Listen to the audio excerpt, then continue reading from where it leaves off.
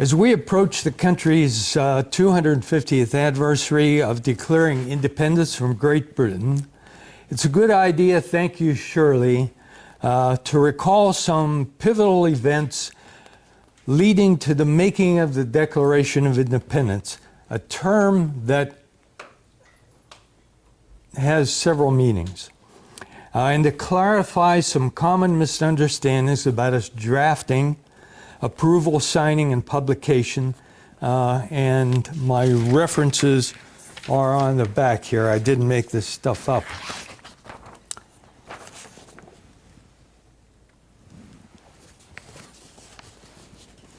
The original parchment Declaration of Independence resides in the National Archives in Washington, D.C.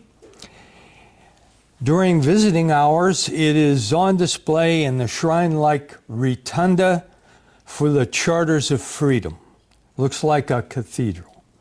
At night, it is lowered into the secure custom vault built by the Diebold Corporation during the facility modernization in 2001. During modernization, the document was encased in a space-age aluminum and titanium container filled with an inert gas, argon, and it was covered with a laminated, tempered glass that doesn't touch the parchment. Container has window ports, electronic sensors, an instrument bay for monitoring the internal environment, and it can be opened when necessary. Americans have come to consider the Declaration of Independence a sacred document.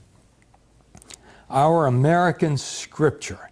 Dr. Pauline Maier, one of my references here, has written a history of the Declaration, and I stole her book title. But 250 years after the Second Continental Congress declared independence on July 2nd, 1776, few Americans understand the story of how the Declaration came to be. We could start way back, but let's start with the familiar, the Stamp Act. Okay, and I've tried to show some good art here. A lot of it was dated many years after the Declaration and is not an accurate depiction, but it's good art. The British national debt had doubled during the 7 Years' War, what we call the French and Indian War. To pay the continuing costs of stationing British troops here, Parliament passed the Stamp Act on materials printed in the colonies, including legal documents, newspapers, and the tax had to be paid in British currency, not colonial paper. The Stamp Act Congress was called in 1765 and, to discuss this newly imposed tax that colonists considered a violation of their rights because Parliament didn't have representatives from the colonies. So they proposed to the Parliament that they didn't have rights to tax them. Taxation without representation. On March of 1766, the British government repealed the Stamp Act in response to the address, and then they solved the constitutional problem by passing the Declaratory Act, giving itself authority to do that. The phrase, "no taxation without representation," was popularized in response to the Stamp Act and continued to be used as a political slogan. The Stamp Act led to the formation of the Sons of Liberty, a patriot rebel group later responsible for the Boston Tea Party. Okay, Sons of Liberty and committees of correspondence. Parliament then passed the Townshend Acts, called the Intolerable Acts here. And most resistance against the Intolerable Acts was centered on Boston, the biggest port, where clashes between merchants and British customs officers was pretty severe. On March 5th, 1770, 5 protesters were killed by British soldiers guarding the customs house after they were attacked by an angry mob. Sons of Liberty had spread by then chapters to New York, Connecticut, and other places. Notable members of Sons of Liberty were John Hancock, Paul Revere, and Sam Adams, who is often considered the founder.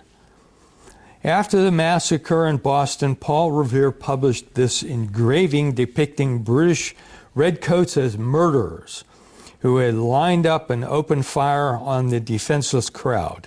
In reality, the truth was that the shots were probably in response to the crowd's actions against the soldiers. Sons of Liberty used political pamphlets to spread the cartoon around the colonies. Then committees of correspondence, the good writers, they were a collection of the political organizers that sought to coordinate opposition to British Parliament and later support the American independence. The brainchild of Sam Adams, a patriot of Boston, these committees started to engage through writing letters, an underground network of communications among patriot leaders, and the committees were instrumental in setting up the First Continental Congress.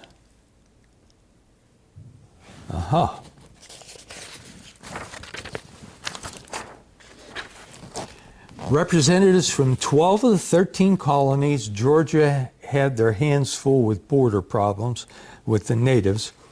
They met in Carpenter's Hall in Philadelphia in September of 1774.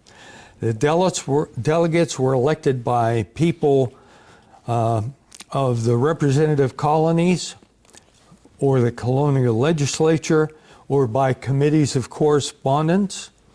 The meetings was called in response to these intolerable acts. That included the Boston Port Act, which closed Port of Boston until Boston paid for the destroyed tea. At the time, colonists despised the coercive acts, but most colonists were still loyal to the British Crown and wanted a peaceful resolution. Congress drafted a document entitled the Declaration of Resolves, which reaffirmed colonists' rights as Englishmen, and listed the grievances, such as taxation without representation. Congress then decided to implement a trade boycott and informed the king the boycott would go into effect if the coercive acts were not repealed. In order to enforce the trade boycott, Congress formed the Continental Association, an important group. The Continental Association was kind of a posse group that took charge of enforcing the boycotts. Continental Association forced colonists to pick sides. King George ignored the Declaration of Resolves. All right, not talking about Lisa Hayes here.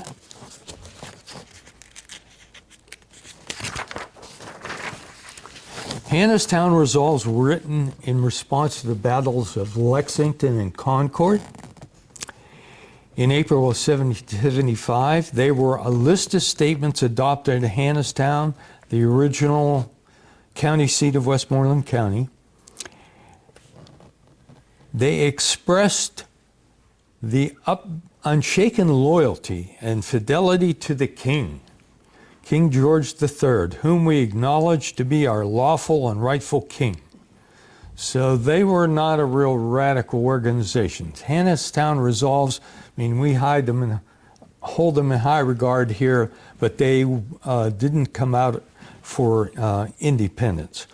They did express the need to form militia organizations, The county militia was formed at Hanstown, and the flag of Westmoreland County there is now in the collection of the Fort Pitt Museum.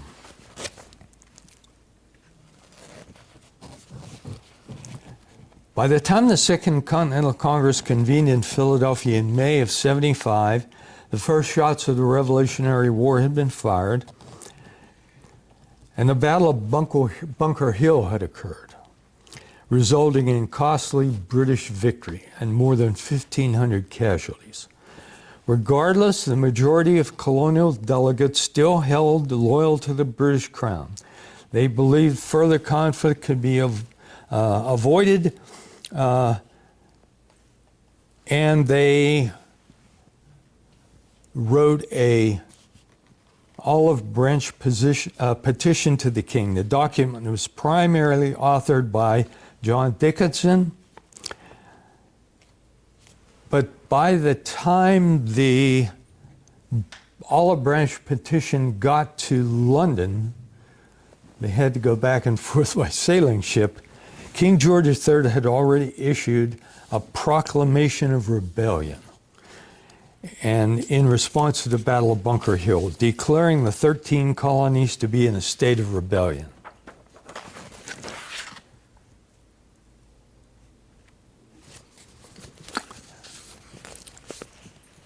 Take a quick aside here. We're very fortunate to have television channels, cable TV channels, 3 free C-SPAN channels that have on the weekends 48 hours of non-fiction history, and they've been running all kinds of book reviews, and I find that very interesting. Great way to learn. And the Pennsylvania cable channel also is available, so that gives us 4 channels that give book reports. And it turned out on the Pennsylvania cable channel, we had a wonderful book written by a Pennsylvanian about this guy, Thomas Paine. Okay, he was born in England in 1737 to a Quaker father who was a staymaker. Historians are now in dispute what a stay is. It could be a woman's corset, or it could be the special rope stays that hold up masts of ships. The thought is more now to stays of ships. A little trivia here. However, Thomas went to sea as a young man and with a privateer, so he won some prize money, and he came back to live in London for a year, kind of as a hippie, self-study, hanging out with these, attending lectures and writing opinion articles. So the guy was a great writer. So much so, Ben Franklin had been in London for 16 years. So it's kind of the last years he's in London.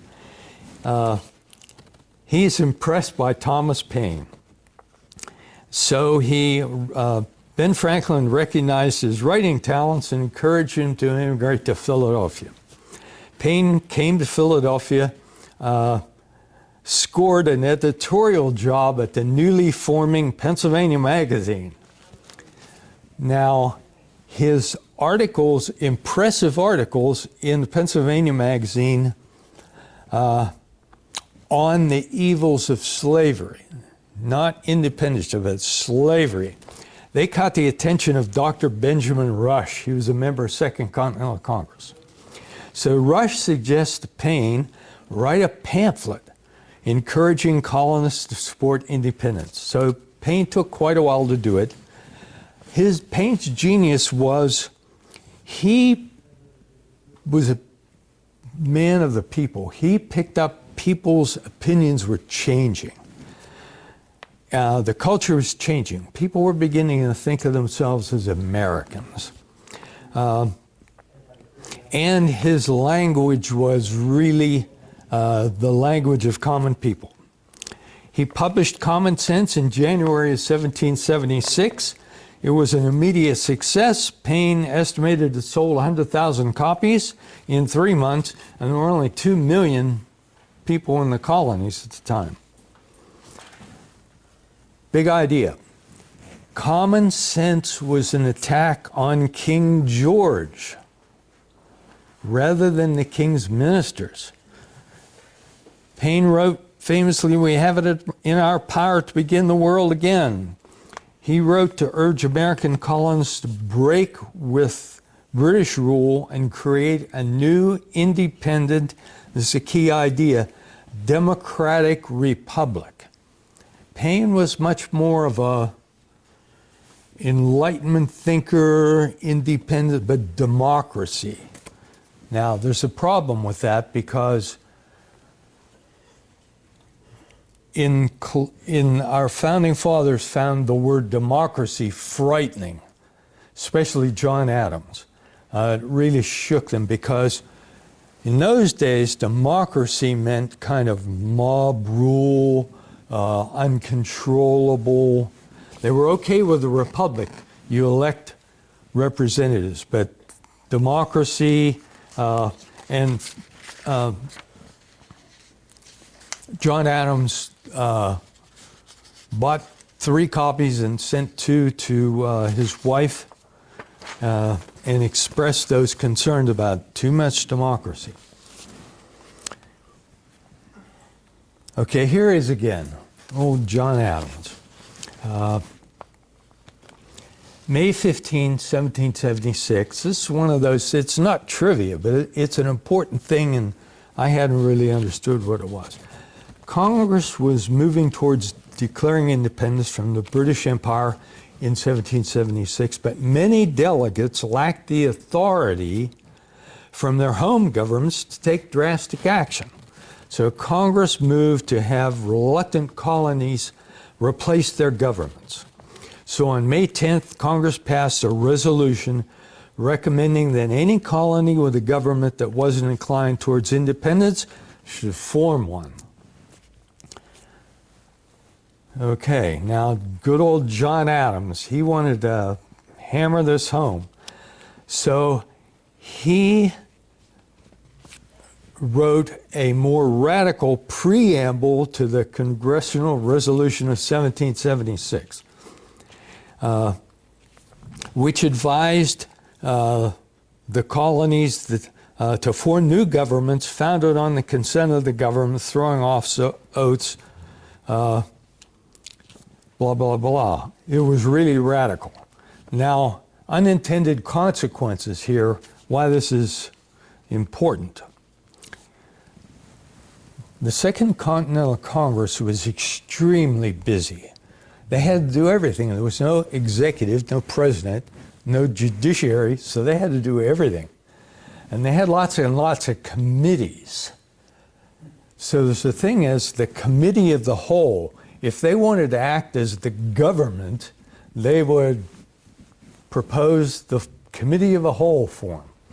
Okay, so the committee of the whole had just sent John Jay to Europe, to Portugal and Spain and France, to check out those countries to see if they would support independence. Well, either John Jay made a mistake or he was really smart. So he starts handing Adams' preamble to this resolution around in the parliaments or among the leaders of these countries, and the British diplomats stole copies and got it to London very quickly. So in fact, European countries thought we had already declared independence in May of 76. So all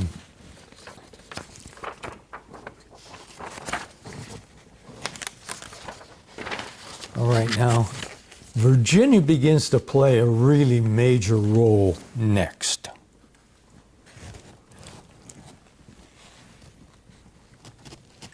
The Revolutionary Virginia Convention meeting in Williamsburg passed a resolution instructing Virginia's delegates to the Continental Congress to propose to that respectable body to declare the United Colonies free and independent, absolved from all allegiance or dependence, blah, blah, blah. It contained the words that all men are by nature equally free and independent and have certain rights as they enter society, including life, liberty, and a means of pursuing property and pursuit of obtaining happiness. Sound familiar? Okay, so this is in May 15th, 1775. Congress as a whole was not yet ready to declare independence, so they liked it.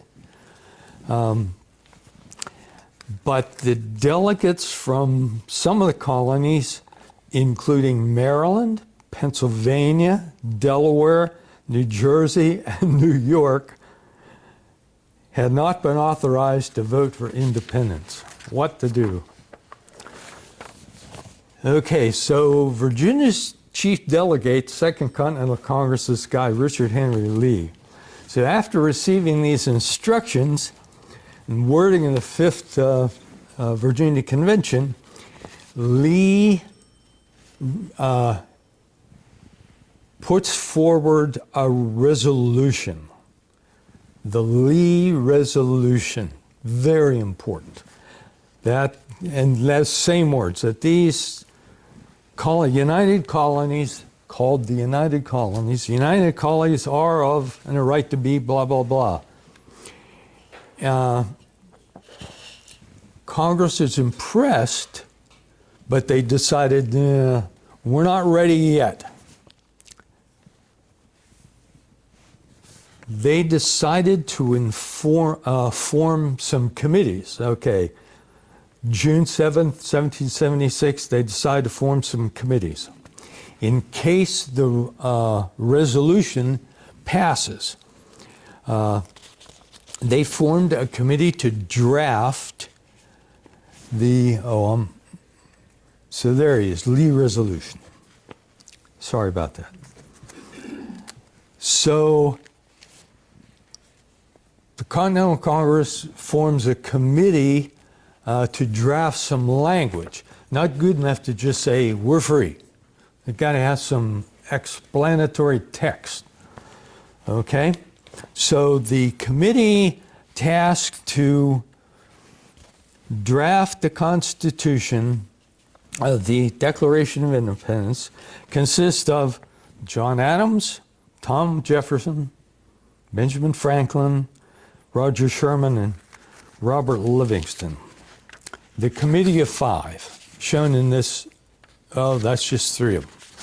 The famous painting is writing the Declaration of Independence, and it was done in 1900, so way out of date, a vision that has a lot of sentiment but doesn't contain the facts. So drafting the Declaration of Independence. Don't get hung up on the names of these drafts. The earliest draft known of the Declaration of Independence is a fragment known as the composition draft in Thomas Jefferson's handwriting. Prior to the discovery, the only known draft was a document known as a rough draft. The discovery confirmed speculation by historians that Jefferson must have written a whole lot of drafts. Okay? But early historians believed the rough draft was written alone by TJ and then presented to the Committee of Five.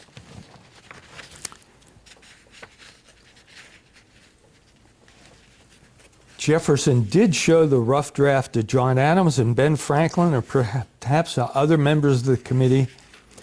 Franklin made a few changes, for example, changing Jefferson's original phrase, "We hold these truths to be sacred and undeniable." I've heard historians speak to this, and they said, Ben Franklin was like Paine. He was a a reader and an Enlightenment thinker. Enlightenment, you know, God gave us brains to figure stuff out. You know, it just didn't come in a lightning bolt. So Ben Franklin says, no, Tom, let's not have any divine right of kings here. Let's make it self-evident. That's a very Enlightenment term. We hold these truths to be self-evident. Okay, so then it was submitted to Congress in the name of the committee. Many of the words from Thomas Jefferson's draft were ultimately deleted by Congress from the final text of the Declaration of Independence. A lot. The Continental Congress inflicted 86 changes to Jefferson's draft. So many that Jefferson said they landed like daggers in my heart. Okay, here's another wonderful painting that's not quite accurate. So they declare independence July 2nd, 1776. The draft Declaration of Independence was set aside while the Resolution of Independence, that's the vote on independence, so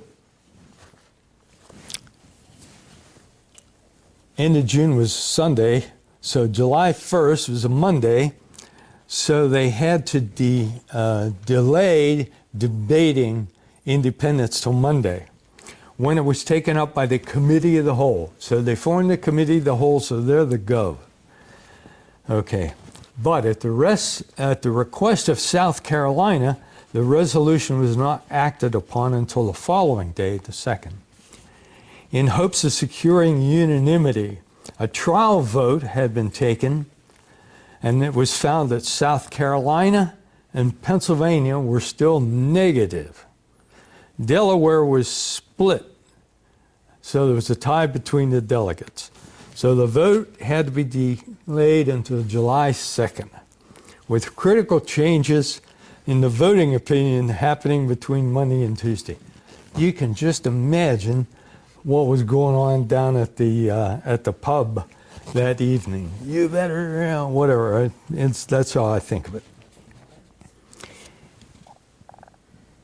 On the 2nd, Edward Rutledge was able to persuade South Carolina delegates to vote yes. So now we got South Carolina. 2 Pennsylvania delegates were persuaded to be absent. I can just imagine. They said, look, why don't you 2 guys go down to the pub, put our lunch order in while we vote? Okay.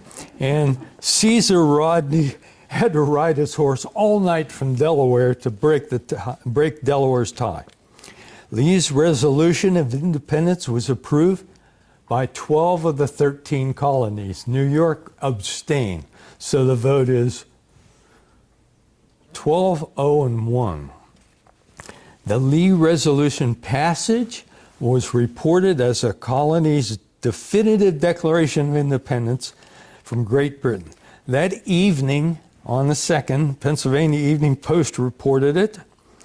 And then on the 3rd, the Pennsylvania Gazette followed suit. Yesterday, Continental Congress declared the United Colonies free and independent, the newspaper said. John Adams wrote Abigail,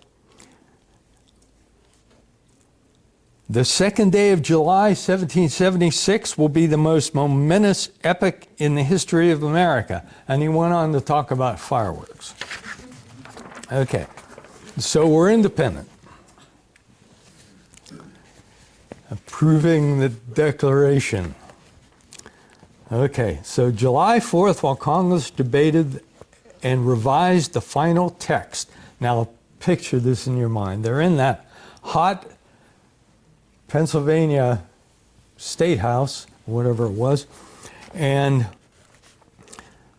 Charles Thompson was the secretary to the Second Continental Congress. So I just imagine him there with his pen scratching. What did he say? No, oh no, don't say that. So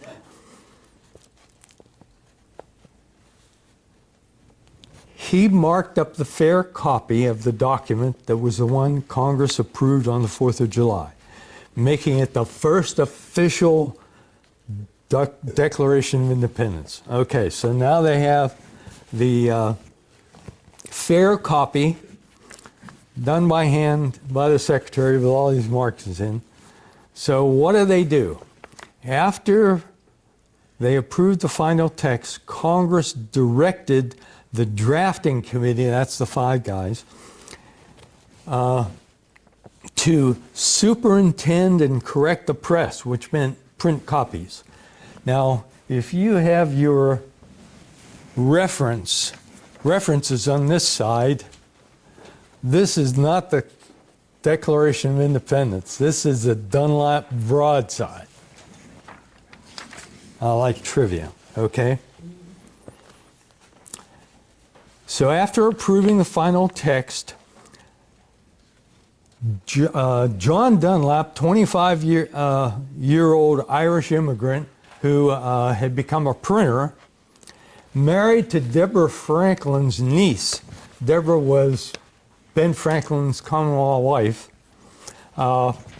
received the fair copy of the Declaration on the evening of the 4th. The original document is lost to history. We don't have that. Oh, that we did. Working through the night of the 4th and into the morning of the 5th, under the supervision of Ben Franklin, it's assumed. John Dunlap printed the first copies of the Declaration of Independence known as the Dunlap broadsides. There they are. Okay. Exactly how many broadsides were originally printed is unknown, but the number is estimated at 200. So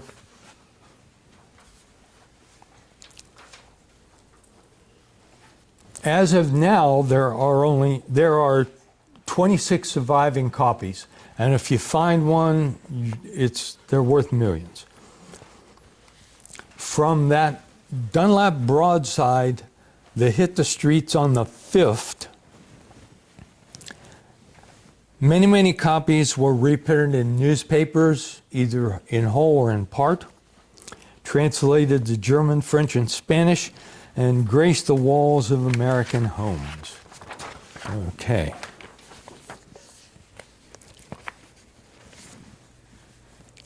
So that's this paper thing. Where's the the Declaration? Okay, now listen to these dates. I find this stuff fascinating, and I think it straightens out your thinking about the Declaration. On July 9th, New York's delegation finally got permission to agree to the Declaration. So now it's unanimous. The news reached Continental Congress on the 15th of July. So July 15th, they get, oh, New York's in. Great, now it's unanimous. July 19th, 1776, the Continental Congress resolved that the text of the Declaration of Independence be fairly engrossed. What that means is written in hand on parchment, which is an untanned sheepskin. Fairly engrossed means it's written by hand and signed. So July 19th. Pennsylvanian, his mother, I'm sure, is very proud of him. A delegate to Congress was chosen to the job because he had excellent penmanship. He had been called on previously to engross George Washington's commission. Between July 19th and August 2nd, it took him a while, Matlock wrote the words in iron-based ink on a large sheet of parchment that was a cheap, they went to the dollar store. They didn't go to the expensive place. That's why the poor thing has started to fall apart. At the direction of Congress, okay, get this now. August 2nd, this engrossed declaration is finished, but Congress said, by the way, call it the unanimous Declaration of the 13 United States of America. Okay, so it wasn't until way after the 4th that they stopped changing this thing. And it's still not signed. This document referred to today as the Declaration of Independence, the one that goes up and down in the archives.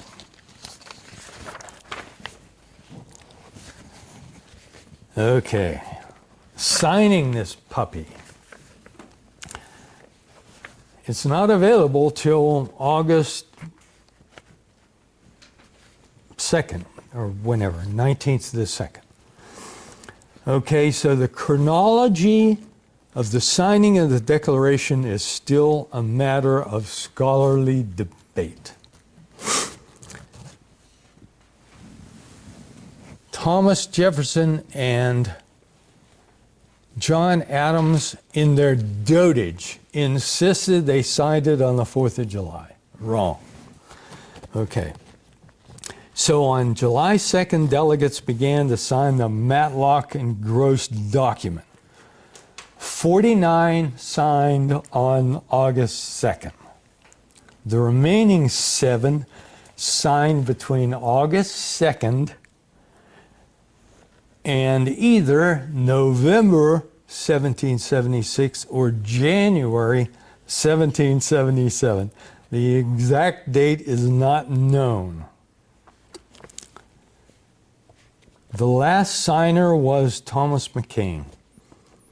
Okay, so I told you Jefferson and Adams swore they signed it the 4th of July. It didn't exist then. Signer Thomas McCain disputed that because he said he had signed it much later. Gallows humor, here's where this, you might have heard this before. This is where the gallows humor came in. Ben Franklin said famously, now we must, after they had signed, now we must indeed all hang together, or most assuredly we'll all hang separately.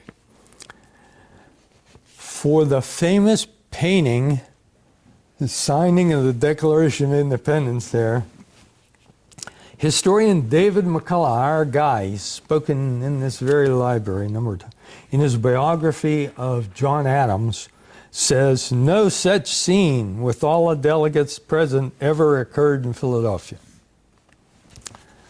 Okay, so now we have that thing signed. On January 18th, 1777, Congress commissioned Mary Catherine Goddard, a woman printer, to print the first copies of the Declaration that included the names of the signers. Okay, it's the Goddard broadside. One of the original signers, Tom McCain, the last guy, is not on there. So they can't figure out when he signed. So this suggests that they didn't all sign it by January 1777. Mary included the note printed by Mary Goddard, great for women's history. 9 Goddard broadsides are known to exist. Think of the Declaration of Independence in your mind.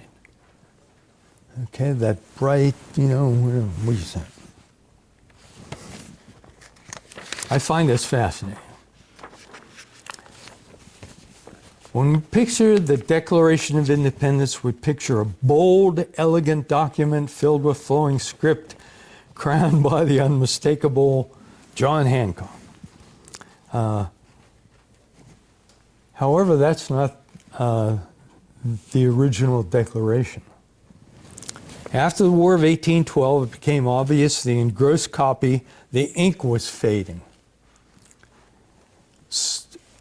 And in 1820, this could be a quiz question, The Secretary of State was John Hancock's son, John Adams' son, John Quincy Adams. He was Secretary of State in whose possession the Declaration was kept. So John Quincy Adams commissioned printer William J. Stone to create an engraving, a copperplate engraving, identical to the engrossed copy. So after 3 years of painstaking work, Stone completed the copperplate engraving in 1823. State Department ordered 200 impressions printed on parchment nearly the same size as the document. Historians are still trying to figure out how he did it because it's like a dead ringer and he did it by hand. They think he used some special thin piece of paper that he wetted and put over the original, the engrossed copy, and then some of the ink came off, and of course it's backwards. So what you need for an engraving. But that's in dispute. But it took him 3 years to do it. Because of the poor condition of the original engrossed copy, what we think of as the Declaration, this stone engraving is the most reproduced in books. So this is what we think of as the Declaration of Independence. It's been reproduced in textbooks and displayed in schools, whatever. Fewer than 36 of the original prints are known to survive. Our president asked for a copy of the Declaration in his office. He got one of these. I don't know whether he knows, but that's okay. It's in a gold frame. So Stone's original copperplate engraving is preserved in the National Archives. So at least we've got it. Okay, getting to the end, some final thoughts.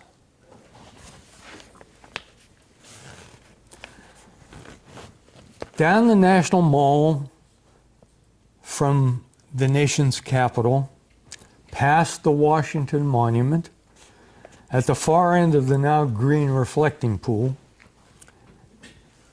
sits Abraham Lincoln in his memorial, making words from the second inaugural address and the Gettysburg Address engraved on the side panels. 7 years ago, our fathers brought forth on the continent a new nation conceived in liberty, dedicated to the proposition that all men are created equal. Now we're engaged in the great Civil War, testing whether the nation or any nation so conceived and so dedicated can long endure. But in the middle of the mall, south of the mall, the Jefferson Memorial, beside the tidal basin stands Thomas Jefferson, looking up at the White House, surrounded by panels with his writings. One panel is dedicated to the Declaration of Independence. However, the architects limited the Jefferson Memorial Committee to 325 letters on each panel. So they chose a section from the second paragraph, "We hold these truths to be self-evident," and so on for 325 letters. They left out the last paragraph, and they sent their proposal to the President, Franklin Delano Roosevelt, who, a smart guy, he said, "Where's the last paragraph?" And he even helped them figure it out, so he helped them with the text. Still way too long. So they didn't carve the exact version. They changed unalienable to inalienable. They removed a "that," which is the assertion that governments derive their just powers from the consent of the governed, a key part that Lincoln pointed out.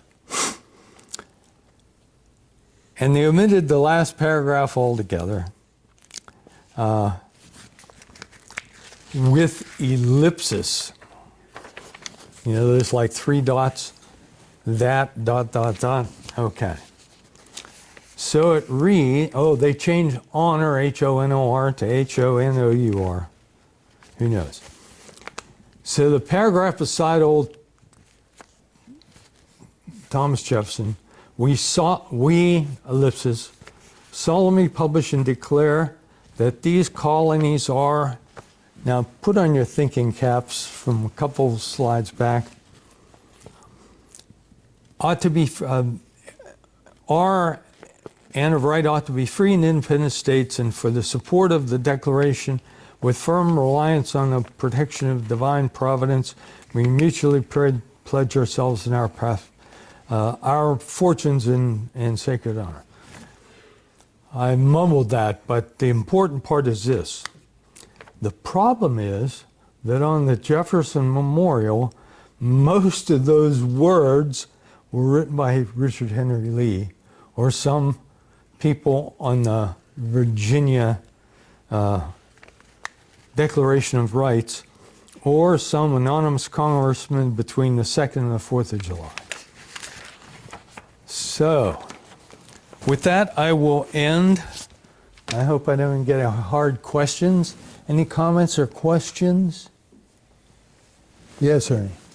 Was Nova Scotia invited to the Continental Congress? Because they were considered one of the British colonies at the time. Yeah, I think either to the Stamp Act Congress or the First Continental Congress. I think it was a Stamp Act Congress. Yeah. Okay, I'll ask a tough question here, and I don't want to get this. So what did we leave? What did I leave out? Yes. The Declaration lists the intolerable acts. Okay. 3 of them were the coercive acts. Why were they opposed to freedom of religion in French Canada? Well, the Quebec Act Yes. gave religious freedom to the largely Catholic and indigenous population of Quebec, which then wrapped around one of the Northwest Territories. And that scared the heck out of us Westerners, certainly. Thanks, Monty. Great presentation. I was going to say that a lot of people, when they look at the Hannistown results right here, often will point to that it not only extended that, French, civil rights from Canada all the way to the Ohio River, but also French civil law, which took away things like trial by jury. It took away self-governing by local colonial assemblies. Some people think, just like the firing at Lexington and Concord, the first shots, that the Quebec Act was as much an influence, at least west of the mountains, because that's who was right in their face, as the first shots at Lexington and Concord, for the movement toward resolutions, resolves, which they were all over the colonies, at that time, too. And just a question too, Monty. Do you think we should, and I've met Tom McMillan, I know you listed him as a source. Should July 2nd be the actual holiday, or are you good with July 4th? Because I know you mentioned it already. That Yeah. More people should know. And the big thing from working on this a long time, reading a lot of books, the big deal was the vote. Okay, so declaring independence and the Declaration are 2 different things. Okay, and Pauline Maier points out that in the early days, the Americans, they knew these people. Newspapers were everywhere. And so they really celebrated the founders for their courage. And later, and I don't want to get into too much of this, but we had a lot of problems along the way. The run-up to slavery, the communist scare after World War II is a big factor. The people's, they just started worshiping the document more than the fact. Real fast here, I know we have to get out of here in 15 minutes. I didn't mention, what didn't I mention? Slavery. Okay. That's a question that every historian is asking. Oh, what? I formed an opinion working on this that, you know, women, slaves, and Indians, they just didn't connect with those people. Slavery was a problem, blah, blah, blah. But in fact, the largest part of Thomas Jefferson's draft that was removed, see, I forgot to mention this. Okay, so Thomas Paine starts banging on the king. The king did this, the king did that, terrible things, sent all these Germans against us. And that moved over to the Declaration. By the way, who's going to read the Declaration here in Ligonier? It takes a half an hour, and people really get bored with all those. The king did this bad thing. That's most of the Declaration. Well, TJ had this big paragraph in there blaming the king for bringing these Africans over here, and they whacked that right away. So, yeah, slavery will always be a question, a contemporary question. Okay, well, thank you so much for coming. Big hand for, yeah, Shirley? Thank you so very much. Thank you. Yeah, you're welcome. Thank you very much.